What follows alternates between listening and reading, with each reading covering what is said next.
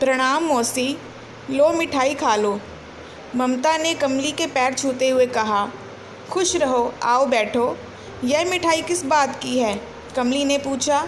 मौसी, मुझे नौकरी मिल गई है, मैं शिक्षिका बन गई। ममता खुश होकर बोली। अरे वाह, यह तो बड़ी खुशी की बात है, बधाई हो। यह तुम्हारे मेहनत का फल है। इसी तरह मेहनत करके जीवन में सदा आगे बढ़ते रहो। कमली उसके सिर पर हाथ फेरते हुए बोली। हाँ मौसी, मेहनत तो मैंने किया ही, पर यह आपके सहयोग से ही संभव हो सका। ममता उसका हाथ पकड़ते हुए बोली। मेरे पिता तो हमें छोड़कर मेरे 4 साल की उम्र में ही परलोक चले गए थे। 12-13 साल पहले मेरी माँ भी चल बसी। मैं तो तब 11 साल की ही थी, 6ठी कक्षा में पढ़ती थी। मेरा और मेरी दादी का कोई सहारा ना था। दादी बूढ़ी थी, इसलिए उसे तो कोई काम भी नहीं देता था। अगर आपने हमारी सहायता ना की होती तो आज मैं भी दूसरों के घर में बर्तन मांजती रहती। पढ़ाई तो छूट ही जाती और ना जाने हम दादी पोती का क्या होता। कहते कहते ममता रुआंसी हो गई। मैं भी कहाँ तुम्हारी ज़्यादा मदद कर पाई।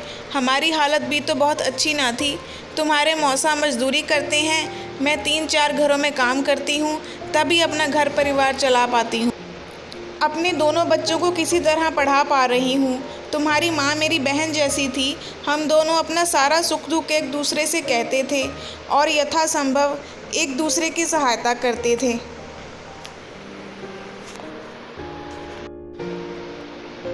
मैं तो तुम दोनों दादी पोती के लिए बहुत कुछ करना चाहती थी, पर कर ना सकी। बस तिनके का सहारा ही दे पाई। कमली की आंखें भी भर आई। पर आपने जो किया वह भी कम नहीं। आपने अपने घर से लकड़ी का टेबल और रैक दिया।